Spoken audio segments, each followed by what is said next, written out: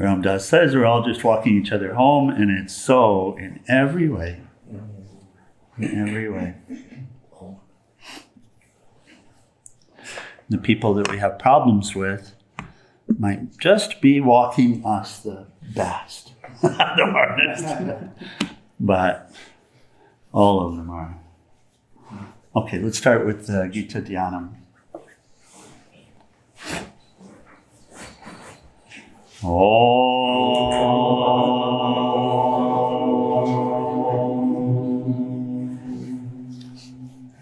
O Bhagavad Gita, by which Arjuna was illumined by Lord Krishna himself, and which was composed of 18 chapters within the Mahabharata by the ancient sage Vyasa.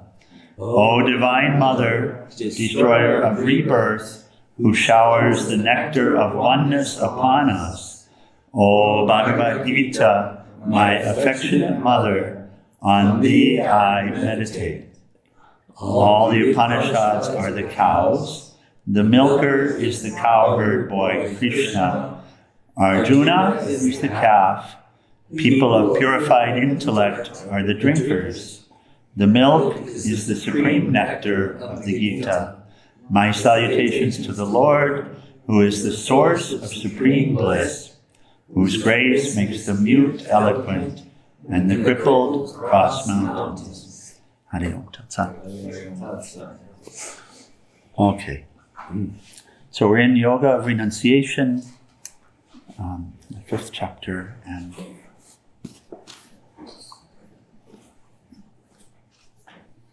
we pick up here. We had just covered Friday morning these 2 shlokas, so I'll read them, by identifying with the true self. It's very precise, the language in that first part, by identifying with the true self. Right? Taking your identity from the true self instead of what? Instead of I, me, mine, instead of the false self. Yes. You will be a sage, seeing clearly that it is not you, but the senses that move among the sense objects. Even while seeing, hearing, touching, smelling, eating, walking, sleeping, breathing, speaking, letting go, holding on and opening and closing the eyes, you think, I am not the doer. Is it possible to bring that thought? Can you see that it's true? Yeah. Yeah? Yes. But if you don't bring the thought, you'll forget it. Right? Because the notion, the feeling that I am the doer, it's so strong, isn't it? And we've discussed this non-doership is not accomplished by not doing. The one who refuses to do is really cursed in this way. So, and in fact, when we get up, we have to serve others before we serve ourselves. Before we engage in anything, we have to serve, right? And that's also a tool that helps us to remember, a practice that helps us to remember, right? Because otherwise we fall so quickly into the feeling that I'm the doer, that I'm me and you're you, right? And I deserve what you have. Or I don't want you in my life, whatever it is. We fall very, very quickly into that, right? So here he's giving us a practice. Again, think, I am not the doer. It's true.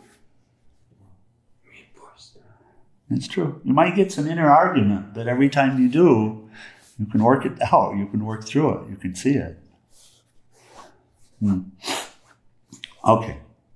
Continuing in this renunciation. Whoever lets go of attachment to the fruits of their actions and instead dedicates their actions to God is not touched by sin, like the lotus leaf is not touched by water.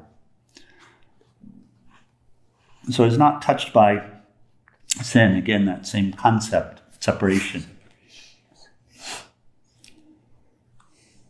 Conceptually, we can say separation. but also not touched by the fruit of their actions. So actions born of the self-centered nature are called sinful because they separate us from the one, from the divine. So not touched by the fruit of the actions, the fruit of those self-centered actions. Yogis abandon attachment to results. Still, this is number 11. Krishna, yogis abandon attachment to results. Does that mean that we abandon action? No. Oh. So an action's been prescribed, right? Beneficial action. Oh. But we abandon the attachment to the results. Does that mean that there are no results? Results. Yes. Yeah. Do we have some care when we act? Do we have some care about what the results will be? Yes. You do it more carefully. Yeah. Of course. Why do something that you know is likely to be not beneficial to others? So of course you care about what the results are likely to be. Yes. Right? Peace Pilgram.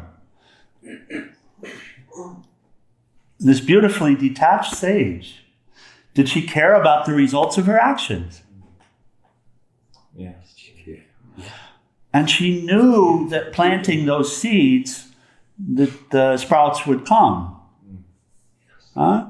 So was she looking for the sprouts everywhere? No. No, because she knew they would come. Yes, faith. Was she expecting? No. So she was unconcerned about the results. Does that make sense? Unconcerned about the results. Because the seeds have been planted properly. Yes. I don't need the results. I'm doing it for the Lord. The results are the Lord's anyway, but I want them to be good results. Huh? So, will you not observe the results? Of course. Of course you will. Yes. Of course you will. When you teach an asana class, of course you observe how the students do with it. Of course you do. Right? And if you observe that a student is not doing well with something, what to do? Right? Yeah. Yeah. So it's almost like you could use the scripture. The ego could be like, "Oh, I'm detached," or something Right, like that. it can. It can, because I don't care what happens. Yeah. That's not what it means. No. Right back to Thomas. No, in fact, the yogi cares very much what happens. Yeah. And will adapt the planting of the seeds accordingly. But the fruit is still not mine. Huh? The fruit is an offering. Right? I want the fruit to be beautifully ripe. I want it to be sweet. Right? Of course this is our interest. Of course it is. So if you don't care that much, what does it mean? If you have... I don't need it for me. I'm taken care of just fine. Whatever comes to me as a result of the sacrifice is more than enough. I take the little I out of the equation. Take it out. Erase it. Write it out of the script. I just do it for the benefit of all as an offering to the Lord. I keep doing. Of course I observe what happens. Of course I do. Otherwise, what would you call me? You wouldn't call me detached. In fact, you would just leave. Wouldn't you? Yeah. If I didn't care about your development, wouldn't you just go? Of course. Probably. Why would you be here? That would be something, wouldn't It'd be torture. it? Right? Yeah. But do I need for you to learn? No. No. Am I doing it for me? No. Do I care if you learn? Yes. Yeah, Because then you'd be forcing. because I want you to be free. No. Because this is. So I'll do my best. But to do my best, I have to tune into that all the time. Right? And who am I doing it for? I'm doing it for the Lord. Right? Yeah. Yeah. But this caring comes in a mystical way. It's not something we can force. Oh, it's something you can tune to, and you really should. Brings bliss. You really should tune to compassion. No. You really should tune to development. And you really should tune to the forces that support awakening. Beautiful vibration. Yeah? And empathy.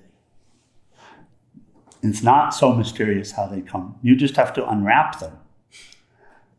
It's not mysterious at all how they come.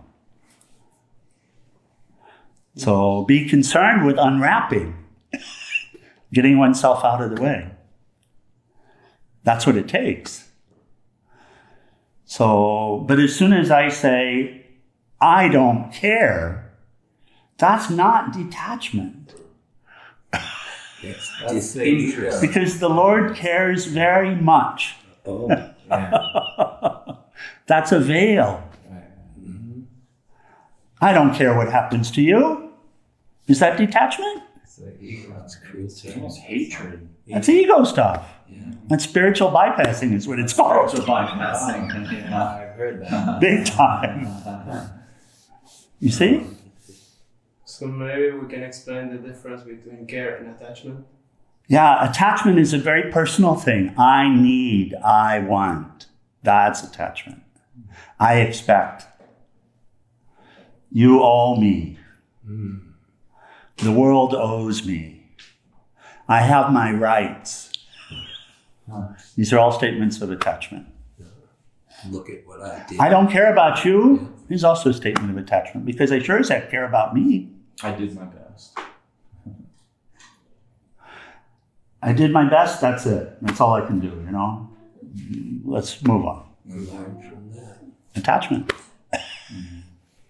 Absolutely.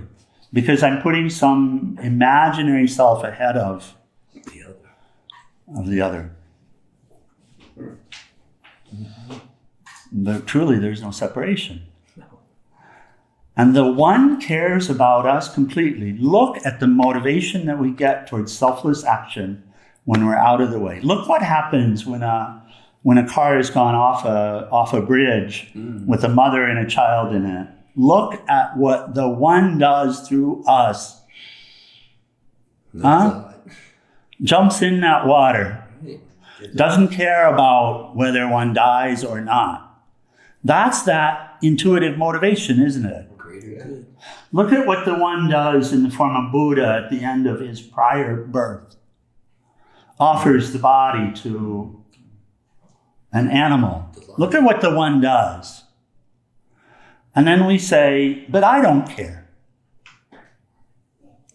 That's attachment. That's attachment to a false notion of self.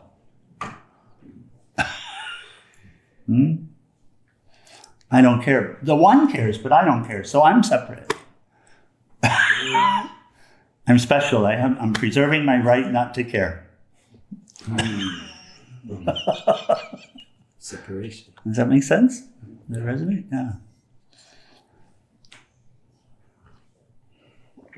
Detachment means I don't have a personal interest in what the results are. Better for me to serve, better for me to be a benefit and not worry about myself at all. That would be a detached view. Right? Then I'm detached from the fruits of action. I don't care for me what the fruits are. But I care for the Lord what the fruits are. And I want the fruits to be sweet, ripe, beneficial. And if you look at Peace Pilgrim's life, you'll see that attitude all through it. All through it. Otherwise, why walk?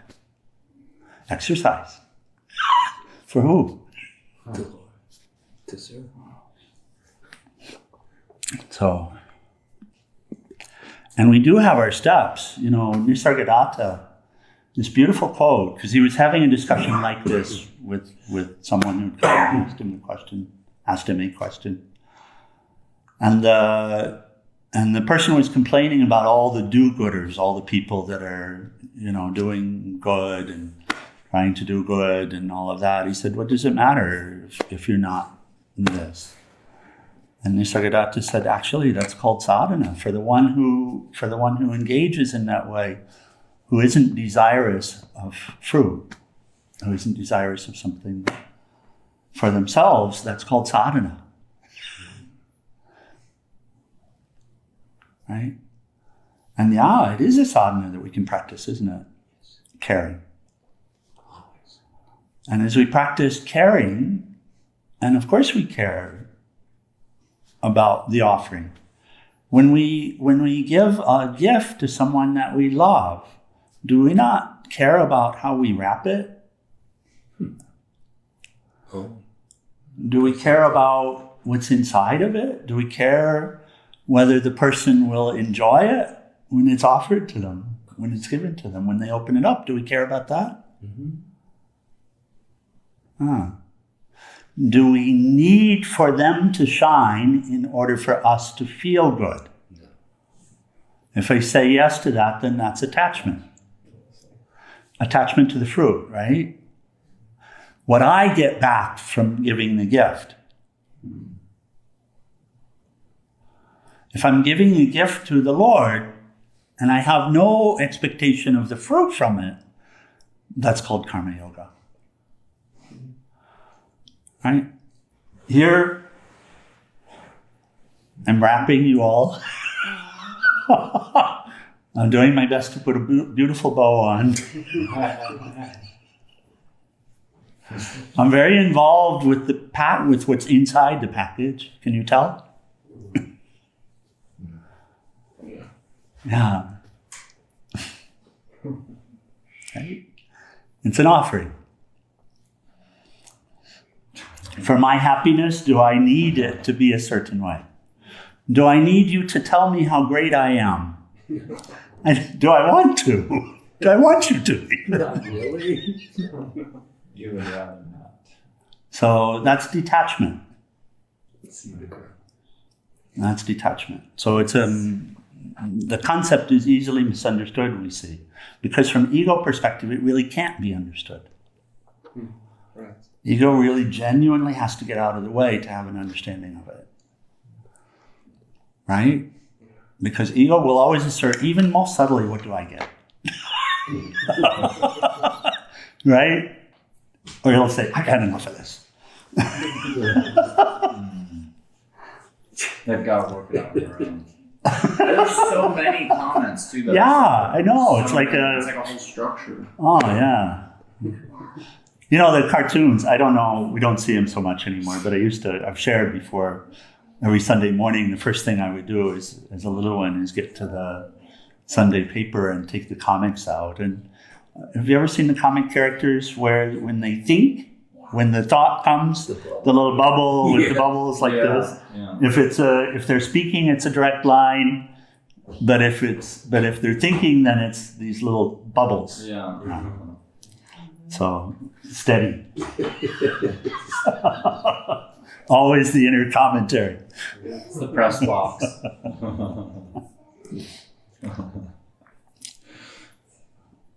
So yogis abandon attachment to results. To purify themselves further, they still continue to work with the body, mind, intellect, and senses, you see. So if one is to actually achieve the goal of union, yoga, then one's going to have to give oneself completely. What do you have to give? The self. The sacrifice. Whatever you can craft with these hands, with these feet, with this mouth, with this mind. That's what we have to give. So we need to act to purify. We need to act to purify. It's great that we meditate. Yes, it's wonderful. And in meditation, some inspiration might just come and it will require action. But even if it doesn't, when I'm not seated, then I have to be involved in action. And what type of action? So, I mean, really, I have to be involved in action. Why? Because I don't have very much time here.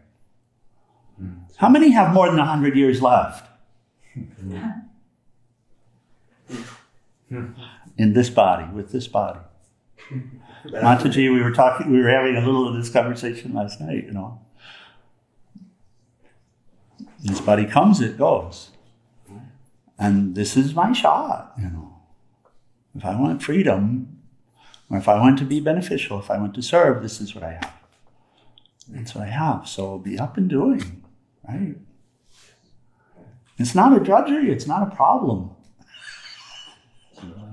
It's grace. It's the opportunity to really come into this bhava through what? Through I keep trying. If I have that ideal,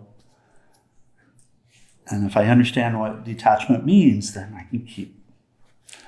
And then, of course, I have to be seated on that cushion. I have to be in the asanas whenever those opportunities are given. And also I have to be in prayer.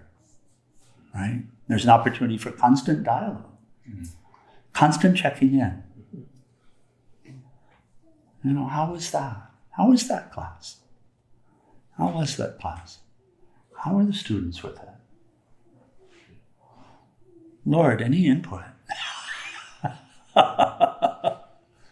You know, the students, how was it for you? It's all a part of getting ourselves out of the way. Yeah. What spices do you want me to use? What spices would be nice? Yeah. Do you have any suggestions? It's a lot easier that way. To purify themselves further, they still continue to work with the body, mind, intellect, and senses. By steadily letting go of the fruits of their actions, and this is really a process, you see. By steadily letting go of the fruits of their actions, yogis attain peace. And on this path, we know that the tests come, we know that the opportunities come, we know if we're not there yet, if we just keep trying, you know, what's required to help us get there will come. So, by steadily letting go of the fruits of their actions. You're not going to come into this one day and say, okay, that's it, I'm done, I've let go of all the fruits of the actions. Dear Lord, I give it all. If we say the words, dear Lord, I give it all to you, then we'll be given the opportunities to actually do it. Right? To give the breath to you, to give the voice to you, to give the hands to you, to give. And if we say the words and the intentions there, then we'll be given the support to do it. But then we have to be active in the giving. And it's bloody. People think yoga is so pretty. But on the inside it's gory. Yeah. Because these attachments, they're so strong and the ego sense is so vital and so alive, apparently alive. And, you know, and it's come into this life in ways that we never imagined. Right? There was a point when we thought we were awake. Yeah. You're deep in the night. And then these points, even in the practice, where we think, okay, that's it, I'm there now. But that's that same factor. In the new test. Asserting. By steadily letting go of the fruits of their actions, yogis attain peace. But unyogic people, motivated by personal desires, are bound by their attachment to the fruits. Okay, one more. 13. By mentally renouncing the fruits of their actions, yogis' minds become disciplined. So this is a practice, right? Someone says to us, you did a good job. How to deal with that? Well, I need to mentally renounce that fruit. Yes. But also I need to say something I need to acknowledge in some way. Exactly. Because otherwise, yeah. So Jai Gurudev is beautiful. I'm just doing my best to follow the intuition. You know, if I did something good, and this isn't just a statement, it helps to even hear it. If I did something good, it's God. No. You know, so I'm happy to hear it because it affirms something, you know. But also inside, but also I cannot get puffed up by it. I cannot take it as something that's important or that's essential that I need. Having said that, these words, they do come from the Lord and they do have purpose. When we're being told we did well, it is an affirmation. But still it has to be mentally renounced. That is, it has to be given up. Right? So there's even an inner dialogue there. Yes. Right? Dear Lord, thank you. Thank you, you know. Yeah. You came into this situation, you brought light into this situation. I'm so grateful for this. I'm so grateful for you, so grateful for the light. They felt a lift. I know it wasn't because of this, but it was because of you. That's right. Right? That's a way also of relating that's an active mental renunciation of the fruit. Somebody gives money. Did they give money because I did a good thing for them? Not really. The good thing was done by my boss. So give the money. I got out of the way. So, dear boss, this money is your money. It's not my money. If I take it and spend it on things for me, I will just suffer from it anyway. Right? So I give it to you. It'll get used in service to you. If you'd like me to hold it, I'll do my best to keep it safe.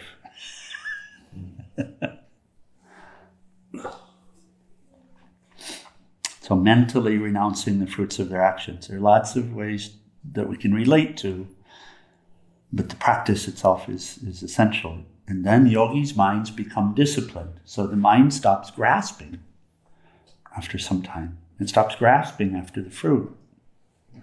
And it stops at some point with the I-ness and me-ness and mine-ness. And it stops at some point because it also is coming into the light.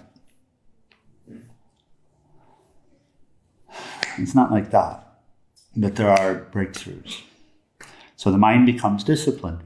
Thus, they know themselves to be the Atman, because when the mind is disciplined and single-pointed, then it's out of the way, right?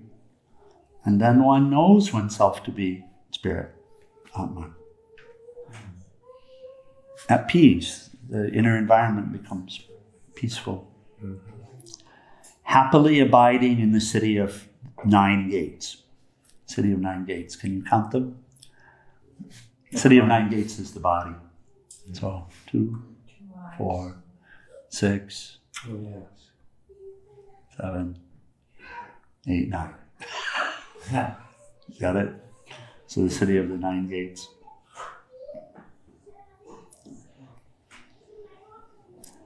Happily abiding in the city of the 9 gates. They know that they are not the doers who act or cause to act.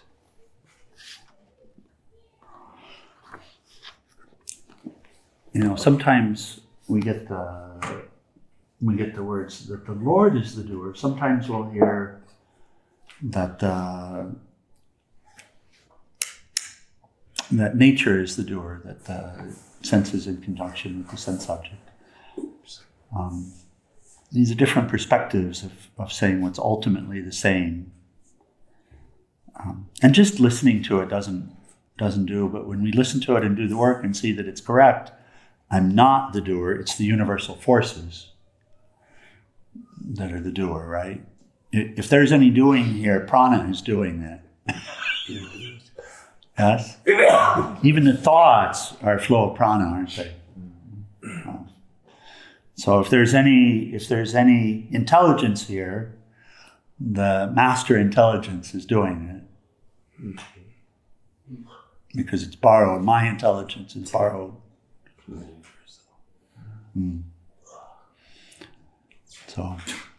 So it's possible to work it out always and see, well, it's not me. And then we can argue whether it's the Lord or nature, but they're the same. Yeah.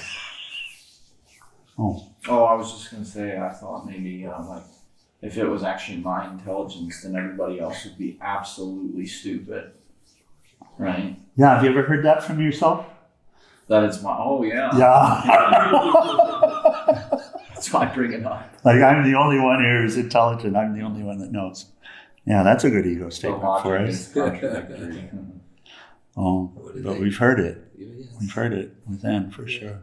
So even these choices that I make are not my choices because I'm not the intellect, right? But I still have to do the effort to make the right choice. Then. In order to be free. Yeah. In order to be free and in order to be beneficial as it relates to freedom. Again, how many problems are there? Is there really just one problem? One. Yeah. So,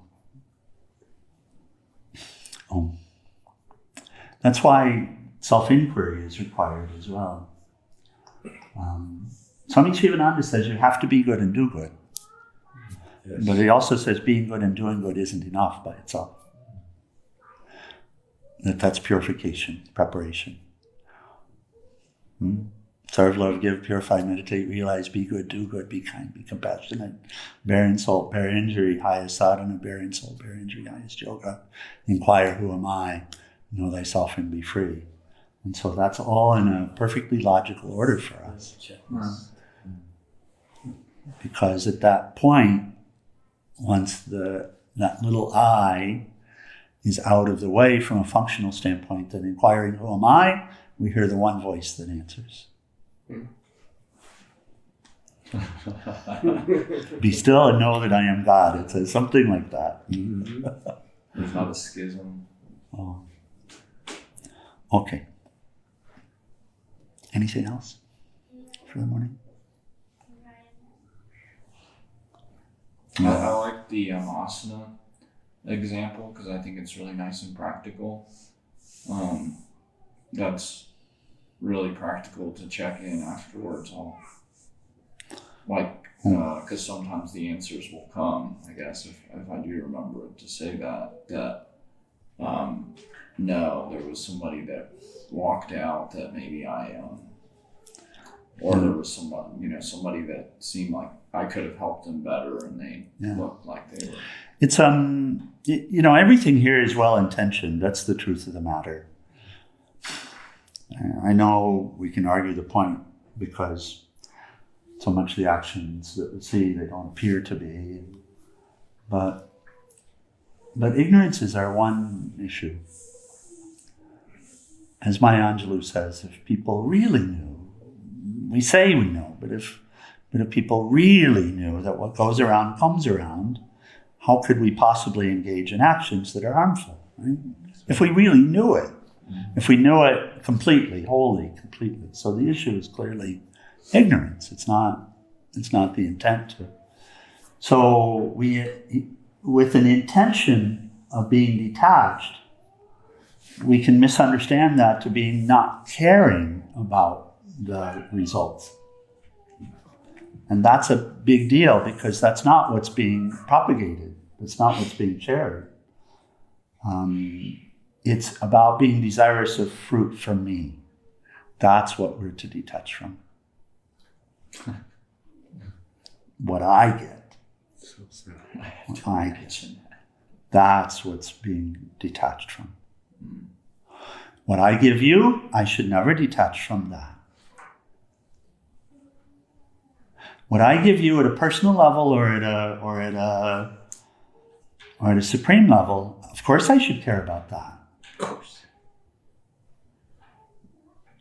Dear Lord, I want to give you a perfect instrument. I can't stop until then. I mean, you'll tell me when it's time to stop. It's fine.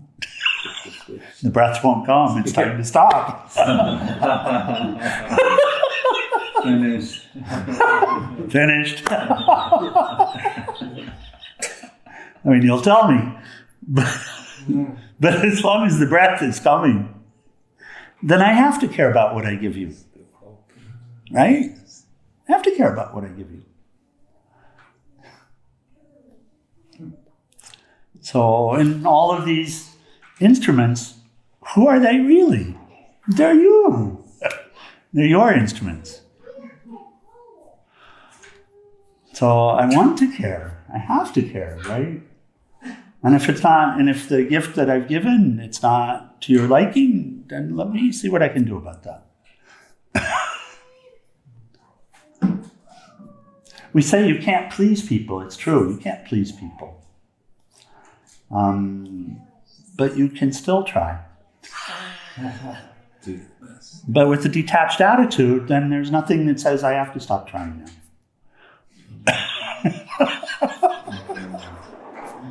Right? And you can please everyone, all different ideas. But recognizing the one life, recognizing the one totality, the one truth, and really relating to that instead of the individual helps us to get there in this purification. Right? That's the hardest thing, is to get over that hump of seeing individual, where it's really an individualized aspect of the one. It's a unique aspect of the one. Okay. So yes, lots of opportunity here.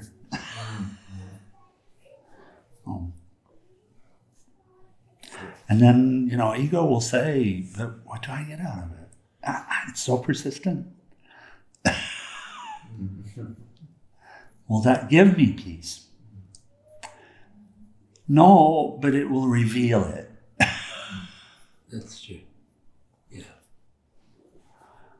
Eventually it will reveal it, because it's a process of getting myself out of the way, of getting the eraser and erasing myself from the equation. Yeah. It's true. Yeah. Just keep going. Thought I needed this. I don't need that. Erase. Okay, page 174. Sure.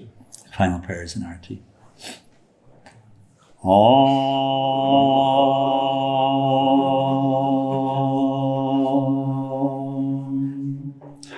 Om Trayambakam Yajamahe Sugandhim Pushtivardhanam Varvairakameva Bandhanan Mritor Mokshiyamamritata Om Trayambakam Yajamahe Sugandhim Pushtivardhanam Varvairakameva Bandhanan Mritor Mokshiyamamritata Om Trayambakam Yajamahe Sugandhim Pushtivardhanam Varvairakameva Bandhanan Mritor Mokshiyamamritata Om Sarvesham Swastir Bhavatu Sarvesham Shantir Bhavatu Sarvesham Purnam Bhavatu Sarvesham Mangalam Bhavatu Sarve Bhavantu Sukhinaha Sarve Shantu Niramaya Sarve Bhadrani Pashantu Makashi Dukhabha Bhave